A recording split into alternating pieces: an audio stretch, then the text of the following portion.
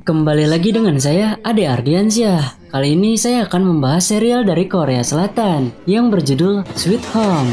Sweet Home merupakan film zombie yang berkelanjutan, dan zombie yang ada di film ini berbeda dengan zombie-zombie yang ada di film lain. Bagaimana kisahnya? Yuk langsung saja masuk ke dalam alur ceritanya. Film dibuka berlatar Agustus 2020 dengan memperlihatkan sebuah apartemen yang terkenal, yakni apartemen Oyo.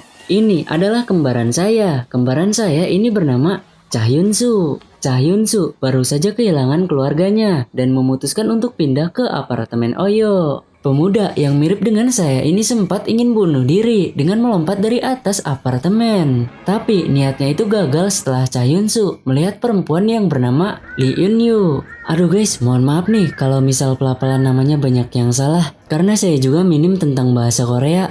Kita alihkan kepada seorang satpam yang ada di apartemen. Satpam yang bernamakan Jamal ini dihampiri oleh seorang ibu-ibu. Ceritanya ibu-ibu itu sedang berbaik hati dan ingin memberikan makanannya. Tapi setelah dibuka, ternyata makanannya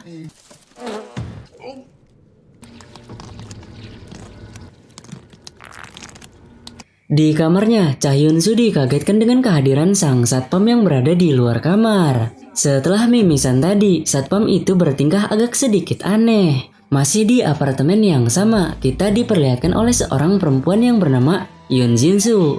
Yoon Jisoo merupakan perempuan yang smart sekaligus calon bini saya. Sama halnya seperti Cha Hyun-soo, Yoon Jisoo juga merupakan anak baru di apartemen ini. Di sini, Yoon Jisoo berkenalan dengan ibu-ibu yang tengah membawa stroller. Ibu ini bernamakan Im Myung-suk. Ironisnya, ketika Yoon Jisoo mencoba melihat anaknya, di dalam stroller itu ternyata tak ada anaknya. Yoon Jisoo diajak untuk naik lift bareng, namun Yoon Jisoo beralasan bahwa ada sesuatu yang tertinggal di kamarnya. Jadi, ibu lebih baik duluan saja. Sesaat setelah kepergian Im Myung-suk, lalu datang seorang pria bernama Jung Jae-hoon. Jung Jae-hoon mengatakan kepada Yoon Jisoo yang merupakan anak baru di apartemen ini bahwa ibu-ibu yang tadi telah kehilangan putranya sejak setahun yang lalu. Itulah alasan mengapa Im Myung-suk membawa stroller tanpa adanya bayi. Di lain sisi, kita diperlihatkan oleh Lee Eun-yu bersama dengan kakaknya yang bernama Lee Kunyuk. Lee Eun-yu. Meskipun adiknya menjengkelkan, tapi Lee Eun-yu tetap bertanggung jawab atas apa yang memang sudah menjadi tanggung jawabnya. Ini adalah Lee Jin-wook, seseorang yang misterius. Jika dilihat dari stylenya, style seperti ini dicap oleh orang Korea sebagai preman. Lee Jin-wook di sini berhasil menangkap dan mengikat seorang pria bernama Cho Yun-jae. Selain ditangkap, Lee Jin-wook juga di sini menyiksa Cho Yun-jae.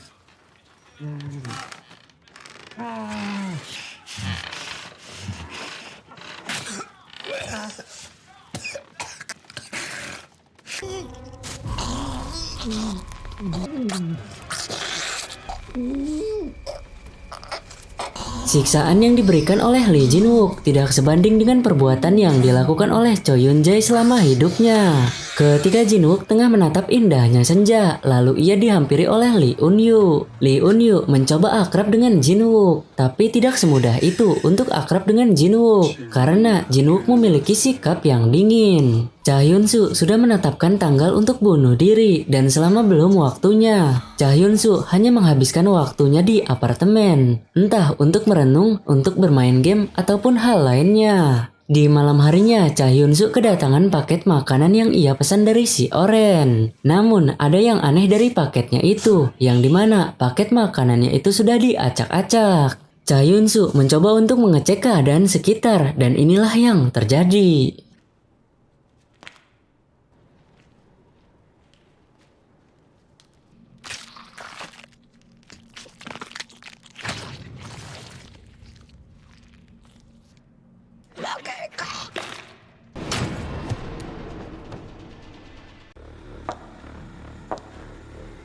Tak lama dari ia memasuki kamar, lalu terdengar bunyi lonceng serta suara seseorang yang tengah meminta tolong.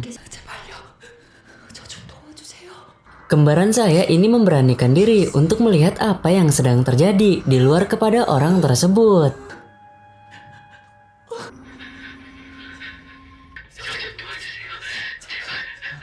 괜찮으세요?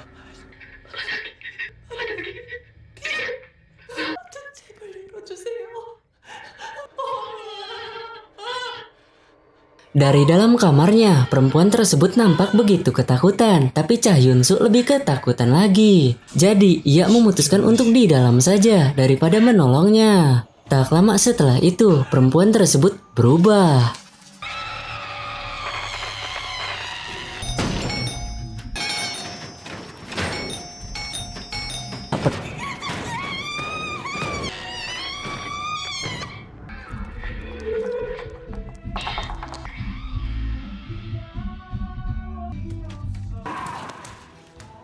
Di luar, Cha Hyun sudah tidak menemukan perempuan tersebut. Lalu Cha Hyun bertanya kepada Jin Wook, "Apakah kamu melihat perempuan aneh?" Belum sempat menjawabnya, Cha Hyun sudah pingsan. Sial, yang ternyata perempuan aneh tadi kini sedang meneror calon bini saya. Kini perempuan aneh tersebut sudah berubah menjadi sesuatu yang cukup mengerikan. Sembari berkata, "Lapar, lapar, dan lapar."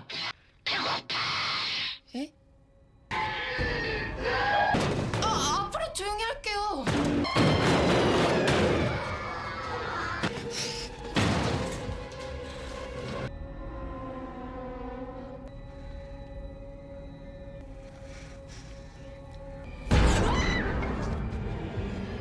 Sialan, ternyata itu adalah bopengnya si Jin Wook. Yoon Jisoo yang merupakan calon bini saya mengatakan kepada Jin Wook bahwa tadi ada perempuan aneh yang berusaha untuk masuk ke kamarnya. Ditanggapilah oleh Jin Wook bahwa perempuan aneh itu tidak hanya berusaha untuk masuk, tapi juga mencelakai dirinya sendiri. Di sini, Eun Hyuk tidak bisa menggunakan lift sebagai akses menuruni lantai dan terpaksa ia harus berjalan kaki hingga ke lantai dasar. Selain liftnya rusak, ternyata juga di lantai dasar ini mereka tidak bisa keluar karena aksesnya telah tertutup. Dari sekian banyaknya orang, hanya Xiao Kyung. Aduh, ini keberapa kali saya salah. Dari sekian banyaknya orang, hanya Xiao Kyung yang menganggap bahwa mungkin ada yang janggal di apartemen ini. Wajib kalian mengerti bahwa mantan saya ini adalah petugas damkar sekaligus pasukan khusus. Jadi anggapannya tentang kejanggalan di apartemen ini wajib untuk didengarkan. Lee Eun Hyuk merusak pintu keamanannya, lalu Seo Kyung menelpon menggunakan telepon wartel. Tapi sayangnya semua operator sedang sibuk dengan laporan bencana. Entah bencana seperti apa, tapi informasi itu benar-benar menambah daftar kejanggalan. 수사가 통화 중입니다. 잠시 후 다시 걸어주세요.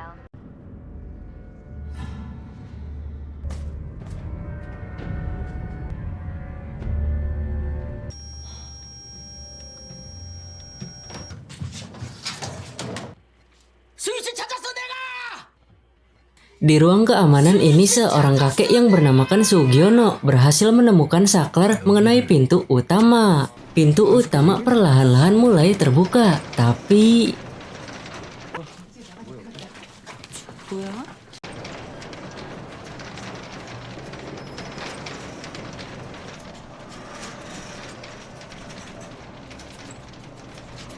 안색이 왜 이래?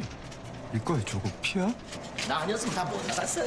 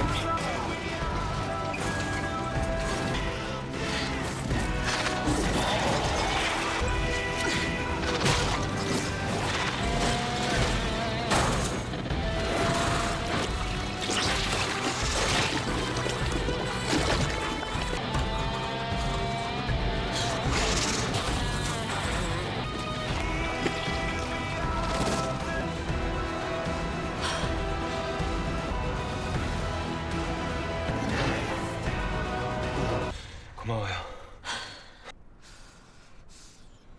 뭐였을까요?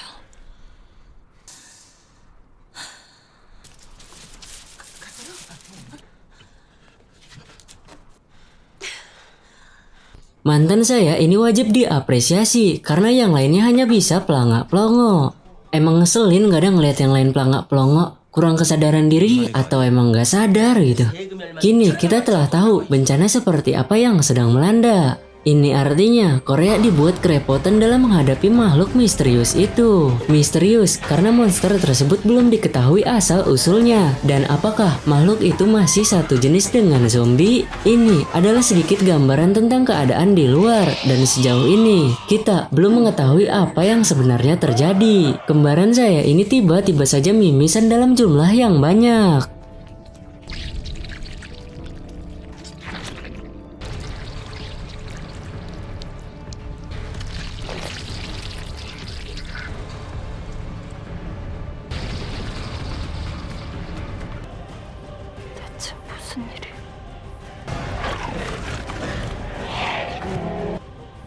세상이 드디어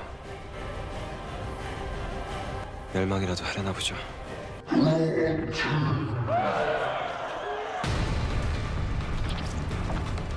Masuk ke episode 2, saya ingin kalian perhatikan baik-baik karena apa yang saya katakan bisa jadi itulah jawabannya. Flashback kepada masa lalu daripada seorang Cha Hyun-soo atau kembaran saya. Singkat cerita, Cha Hyun-soo adalah seorang anak muda yang nolep yang kehidupannya dihabiskan untuk di kamar. Baik dari main game hingga nonton bola. Kalian ini udah ngerasa aja pikirannya. Kurang-kurangi ya guys ya, atau kalian bisa berhenti aja. Kasian cuy otaknya, sumpah. Enak sesaat, habis itu nyesel. Kita kembali ke topiknya. Cha Hyun-soo diajak oleh sang ibu untuk keluar. Cha Hyun-soo menolaknya dan memutuskan untuk lebih baik main game. Di saat adik dan orang tuanya sedang keluar, disitulah ternyata Azal menjemput mereka.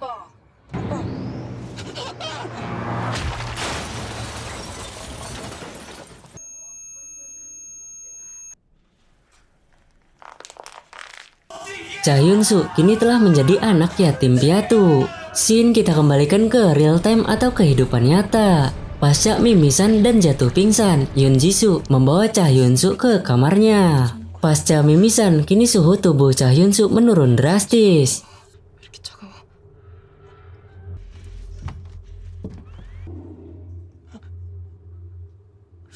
Ketika tengah menuruni tangga sembari menelpon, bagusnya di sini Lee Eun-yu terpleset.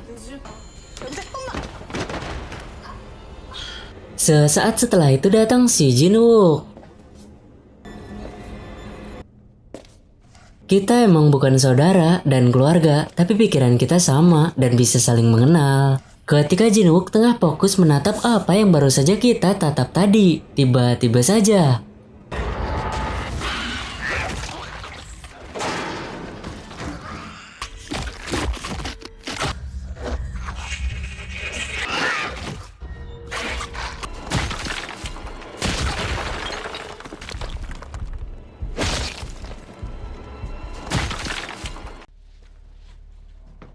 도와줘서 고마워요. Lee Soo-ung yang merupakan seorang tentara ditugaskan untuk menjaga apartemen ini oleh atasannya. Seorang yang tadi terkena serangan monster dan kini beginilah wujudnya. Calon bini saya ini di kamar ini banyak mendengar suara-suara aneh, tapi hal itu tak membuat ia takut. Dan ia memutuskan untuk keluar untuk mencari tahu apa yang sebenarnya sedang terjadi.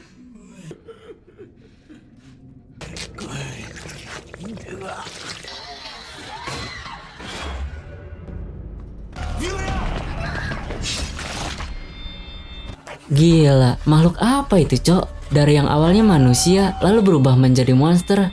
Masih misterius sih, karena perubahan monsternya jelek banget. Ya mungkin nanti ada yang ganteng atau cantik lah, mungkin. Apresiasi penuh kepada Jung Jae-hoon karena telah berhasil menyelamatkan calon bini saya. Di lantai dasar, Ibu Cha berusaha ingin keluar dari sini karena putrinya sedang sekolah. Tapi sayang, Ibu Cha harus dicegah oleh penghuni apartemen yang lainnya. Selain hal itu akan membahayakan nyawanya. Jika pintu dibuka juga, pastinya para monster akan lebih banyak yang masuk. Dan itu tentunya membahayakan bukan hanya satu atau dua orang saja, melainkan semuanya. Sesaat setelah itu, ponsel mereka mendapati notif bukan dari doi, melainkan dari pemerintah, bukan mengenai bansos. tapi mengenai keadaan saat ini, yang dimana saat ini Korea Selatan tengah diserang oleh wabah aneh. Pemerintah menugaskan bagi yang mengalami gejala mimisan, tak sadar diri, dan perilaku agresif harus segera dikarantina. Makhluk yang disabet oleh pedang si Jung-jae tadi ternyata masihlah hidup, namun minusnya makhluk tersebut kini sudah tak mempunyai otak serta mata. Di lantai dasar mereka berdiskusi mengenai langkah selanjutnya, namun tiba-tiba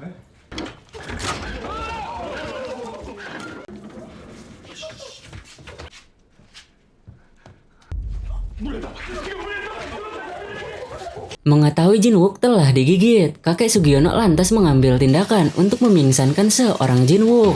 Kabar terbaru dari internet bahwa ini bukanlah penyakit, melainkan ini adalah kutukan. Mereka yang berubah menjadi monster hanya menjadi makhluk yang menyedihkan yang putus asa. 이것은 질병이 아니다. 저주다. 인간은 이것을 이겨낼 수 없을 아무것도 밝혀내지 못했다. 원래 이곳에 있던 사람들이 아니었다. 나도 그것을 잡아먹히듯이 알아야 할 것이다. 그건 Belum sempat membaca keseluruhannya, tiba-tiba saja internet terputus. Sejauh ini belum ada gejala yang menunjukkan apakah kembaran saya ini akan menjadi monster ataukah tidak. Ketika kembaran saya ini membuka pintu apartemennya, dan itu benar-benar membuat ia menyesal.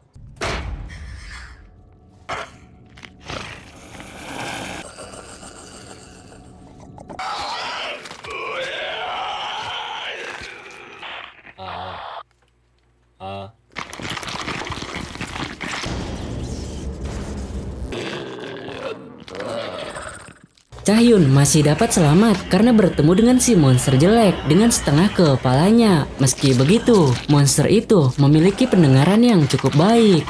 Kakek Sugiono bersama dengan kedua anak buahnya di sini berdiskusi mengenai si preman itu baiknya diapakan. Di satu sisi, Jinwook masih menjadi manusia, tapi di sisi lain, Jinwook telah digigit yang kemungkinan Jinwook akan berubah. Sugiono yang merupakan bosnya lantas mengambil tindakan untuk membunuhnya, tapi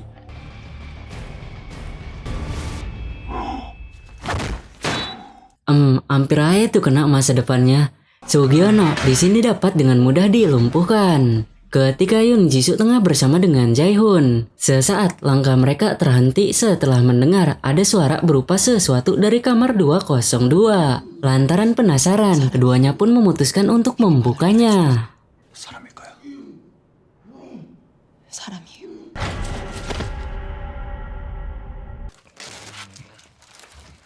Selepas diberi minum amer, Choi Yoon-jae mengatakan bahwa ia telah dirampok. 도대체 무슨 강도가 Entah apakah Jung Jae-hoon dan calon bini saya ini percaya atau tidak. Tapi jika dilihat dari raut wajahnya si Choi Yoon-jae, kemungkinan bahwa ia sedang berbohong. Di samping itu, mungkin pikirnya Jinwook dengan ia menyiksa lalu meninggalkan Choi Yoon-jae begitu saja akan membuat Choi Yoon-jae mati secara perlahan. Tapi anggapannya itu salah besar karena Choi Yoon-jae berhasil diselamatkan. Beranjak beberapa kamar, Choi Yoon-jae menyuruh untuk keduanya melihat apa yang telah terjadi di kamar ini. 죽은 질증 그걸 어떻게 알죠? Choi Yoon-jae seakan seperti tahu tentang kematian si bapak itu. Hal ini tentunya membuat Jung Jae-hoon curiga. Sementara itu, mereka yang berada di lantai dasar kini sedang berdiskusi, melanjutkan diskusi yang sebelumnya sempat tertunda. 그때까지 한 곳에서 생활하시죠. 모여 있는 게 안전합니다. 그때까지 한 Di 곳에서 sini 생활하시죠. mereka sepakat akan bekerja sama dengan bertahan di apartemen Oyo hingga datang tim penyelamat. Ketika tengah berjalan bertiga, Choi Yoon-jae lalu mengatakan bahwa ia lebih baik di kamar saja dan tak mau membebani kalian. Kemudian Choi Yoon-jae berpisah. Oke, mari kita berkenalan terlebih dahulu dengan mereka yang belum saya sebutkan namanya. Pemuda berbadan tegap ini adalah Ryu. Lalu ada si kuncir yang bernama Byung-il. Kemudian yang punya anjing ini bernama Son Hye-in. Berikutnya Kim Ji-un. Kemudian Kang Sung-wan. Dan yang terakhir ini adalah istrinya kakek Sugiono bernama Sun Yong. Perlu diingat bahwa ini adalah apartemen Oyo, yang tentunya daftar nama yang saya sebutkan tadi belum semuanya saya perkenalkan. Karena kemungkinan besar mereka masih saling terpisah namun masih di apartemen yang sama, yaitu apartemen Oyo. Ketika tengah berkumpul, kemudian datang kakek Sugiono dengan berkata bahwa ia gagal menghabisi si preman.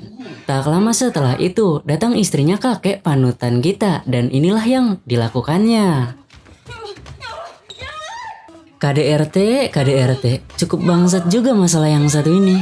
Gak pernah habis kayaknya. Dikasih istri, malah KDRT. Kalau emang gak mau punya istri, udah sendiri aja. Atau kalau cuma mau kenikmatannya aja, tuh ada APK hijau yang siap sedia. Asal ada uang aja dan siap aja nanggung hal negatif lainnya.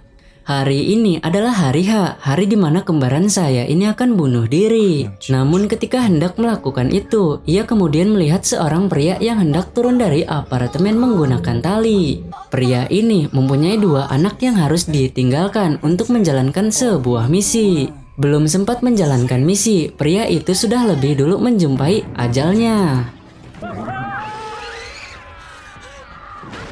Awalnya kembaran saya ini ingin menolong kedua anaknya, tapi karena masih memiliki hati nurani, maka niat awalnya ia ganti dengan menolong kedua anaknya, yakni dengan melempar monitornya.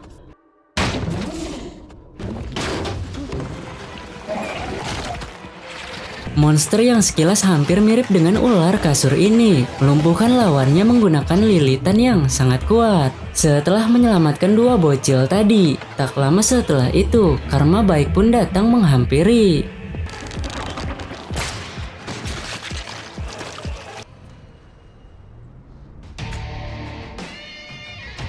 Yap, Chahyun-soo diselamatkan oleh seorang kakek-kakek yang bukan temannya kakek Sugiono. Kakek ini bernama Han Do-sik. Kakek Han Do-sik atau akrab disapa Wak Han ini memberikan informasi bahwa makhluk itu sangat peka terhadap suara. Jadi, Wak Han menggunakan kertas sebagai media penyampaiannya. Wak Han bertanya apakah kamu ingin menyelamatkan anak-anak itu? Chahyun membawa senjata, ini artinya Chahyun akan menyelamatkan anak-anak itu. Misi pertama, Chahyun akan menemui Wak Han yang berada di samping kamarnya. Singkat waktu, sampailah kembaran saya ini di tempat Wak Han. Singkat cerita, dikarenakan Wak Han sudah tak lagi bisa berjalan, maka dari itu misi penyelamatan sepenuhnya ditangguhkan kepada seorang Chahyun. Dan sebagai pegangannya, Wak Han tidak akan memberikan jimat seperti orang-orang di negeri Konoha, tapi Wak Han akan memodifikasi senjata Chahyun menjadi sebuah senjata yang akan sangat berguna bagi Chahyun dalam menjalankan setiap misinya nanti. 뭘 어떻게 해? 갖고 와보라고 그 짝대기. 다 됐다. Yap, senjatanya telah jadi. Kemudian Chahyun bertanya, 그걸로 잡을 수 있는 거죠. 못 잡아. 아예 들키지를 마. 무조건 피해 다녀. 부딪히면 필사적으로도. perjalanan pun dimulai. Tapi, apakah misi penyelamatan ini akan semulus paha ayam? Oke, biar waktu yang akan menjawabnya.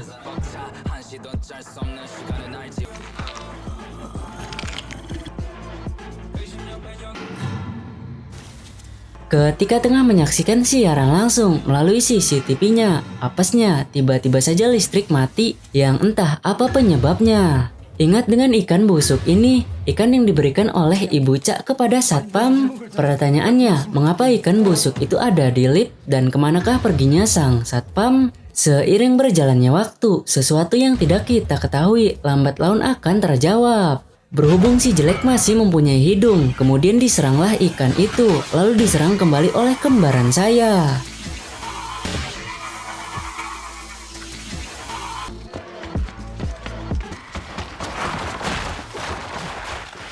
Gila cuy, lumayan juga nih monster serangannya. Ini baru ketemu yang gak ada matanya loh. Apalagi kalau ketemu yang lebih ganas. Pasca serangan si jelek, Chahyun kembali membalas serangan itu lagi. Namun kali ini hingga pingsan.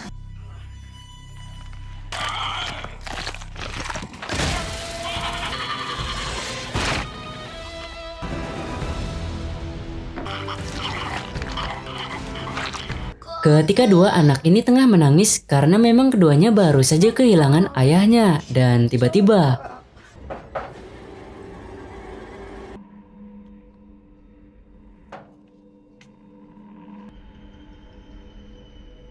얘들아, 도와주러 왔어.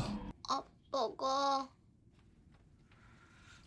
kita perkenalan terlebih dahulu. Si kakak bernama Suyong sedangkan adiknya bernama Yongsu. Cuma dibalik doang guys, simple. Chahyun kemudian berkata, 너희들 지금 몇 살이지? 6살이야. 동생은 6살이고요. 아빠를 구해줘. 12층에서 떨어지고 살 수 있는 사람은 없어. dari sini Chahyun mulai sadar bahwa di atas langit masih ada langit. Di atas masalahnya masih ada masalah orang lain yang lebih rumit. Chahyun ditinggalkan oleh orang tuanya di usia muda. Tapi si bocil kematian itu ditinggalkan oleh orang tuanya di usia yang lebih muda lagi. Kakak harus bisa membimbing adiknya dan adiknya harus peka juga. Ketiganya lalu menjalankan misi untuk menemui Wak Han dengan berjalan melalui lorong apartemen. Tapi sebelum itu kita alihkan terlebih dahulu dengan mereka yang berada di lantai dasar. Berhubung listrik di apartemen Oyo mati, maka harus ada penanganan agar listrik hidup kembali. Singkat cerita, toko ini milik kakek Sugiono. Jadi jika yang lainnya ingin sesuatu, maka wajib untuk membayarnya. Lantaran sekarang ini situasinya beda, jadi mantan saya ini langsung mengambil barang-barang apa saja yang dibutuhkan untuk pergi ke ruang listrik. Di samping itu, kakek panutan kita hanya ngomel-ngomel saja, bahkan istrinya yang tak salah pun harus terkena imbasnya. 이게 다 네가 남편을 우습게 알아서야 이 미친년아. 조심하세요. 거기 가면 안 되는데. Sebelum pergi, mantan saya ini diingatkan untuk jangan pergi karena anjing miliknya selalu menggonggong yang memberi arti bahwa di ruang listrik ada monster. Mantan saya mengabaikan hal itu dan lebih memprioritaskan kepentingan orang banyak. Flashback sebelum listrik mati dengan memperlihatkan dua orang cerdas yang ada di film ini. Di ruang keamanan ini, mereka dapat memantau beberapa hal yang ada di apartemen. Meski tak banyak kamera pengawas, tapi hal itu cukup membantu. Dari kejadian yang terjadi belakangan ini, kemudian hadirlah spekulasi di antara keduanya mengenai sang satpam. Apa itu? Yakni mungkin saja sang satpam sengaja menutup gedung ini untuk melindungi orang-orang yang ada di apartemen. Lantaran ini masih bersifat spekulasi, jadi dugaan itu belum dapat dibenarkan. Tapi hal ini akan terjawab di kemudian hari. Scene kita kembalikan dengan Cha Hyun-soo dengan dua bocil kematian. Dalam perjalanannya ini, tiba-tiba saja hal aneh menimpa Cha Hyun-soo. Karena hal ini salah satu dampak dari sebelum menjadi monster. Kemudian Cha Hyun-soo pun menyuruh kedua anak itu menjauhinya. Tak lama setelah itu, perubahan pun terjadi.